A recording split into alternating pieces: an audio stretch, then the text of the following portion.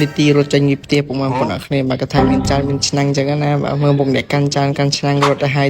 ឥឡូវមានចង្ហាល់មួយទៀតចឹងណាពុកម៉ែបងប្អូនអូបើប្លុកនេះកថាគ្រប់តកែរមនីយើងហ្នឹងមានតាំងពីចង្ហាល់ផងមានតាំងពីស្អីផងទេនេះឥឡូវគេដល់វាបើកទ្វារចូលក្នុង office បាទបន្ទាប់មកកាត់មកដល់កន្លែងគេធ្វើការចឹងណាពុកម៉ែបងប្អូនអរគ្នាបាទកន្លែងនេះអីសើចង់ដល់ខ្យល់ហើយកន្លែងនេះគេធ្វើដូចសថេនីចឹងណាគេដាក់ជើងគេមានទឹកតែមានកុំព្យូទ័រចិត្តលេខដល់ high so box ទៀតដែរណាពេលខ្លះហ្នឹងហើយឥឡូវនេះកាត់មកដល់ប្លង់ខាងក្រៅផ្ទះពេញម្ដងមកគេធ្វើដល់ចេញមកមកត្រីចាំខ្សោយចឹងដែរដល់គ្នាបាទវាទៅស្ដាយជាប់ចឹងគេធ្វើអីអានចឹងហើយពូក៏ថតពីក្រៅមកអញ្ចឹងណាហ្នឹងហើយតោះលើជួយដល់ប្លង់ថ្មីបើយើងម្ដងបងប្អូន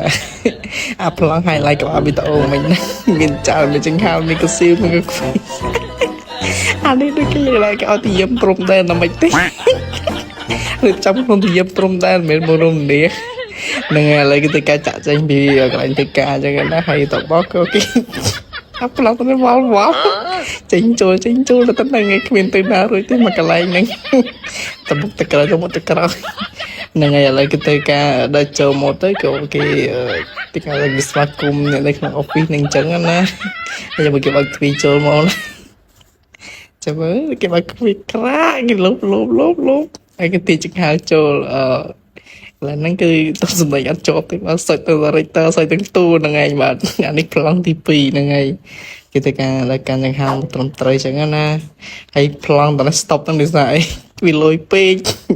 ហ្នឹងហើយហើយទៅមកក៏ធ្វើការ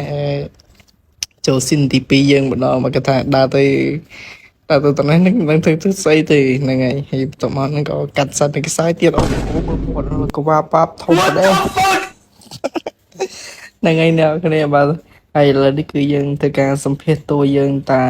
មានអារម្មណ៍យ៉ាងណាដែរចំពោះការថតវីដេអូមួយคลิปនេះបាទគឺថាចេញក្រៅចូលក្នុង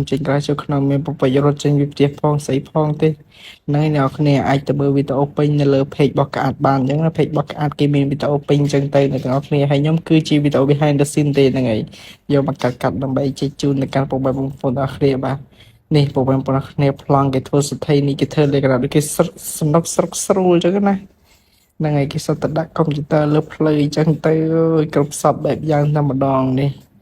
គេធ្វើគេអូយអត់ខ្វល់ទេធ្វើការបានមួយខែមួយឆ្នាំហើយចាប់ផ្ដើមសោយរីកហើយតែក៏មើលលឺទឹកបាទរីបាយពេញនឹង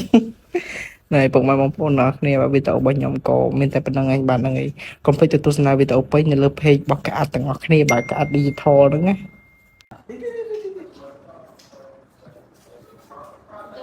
បើកុំព្យូទ័រចេញទៅអូក៏តម្រងទៅដល់មកនេះបើឯងក៏